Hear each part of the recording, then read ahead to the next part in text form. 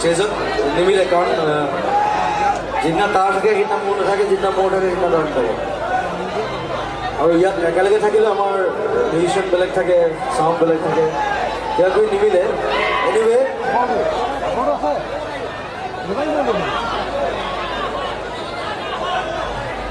আজি এটা গান, এই গানটো পাপনেও গাইছে, মই গাইছোঁ, মোৰ মিউজিক আছিলে ৰজস্বতী গান, আৰু সেইখন চিনেমাত আমি এক্টিং কৰিছিলোঁ একেলগে। যদি আমি শ্বুটিঙত কেতিয়াও লগ পোৱা নাছিলোঁ, মানে চব কথা নিভা যাব।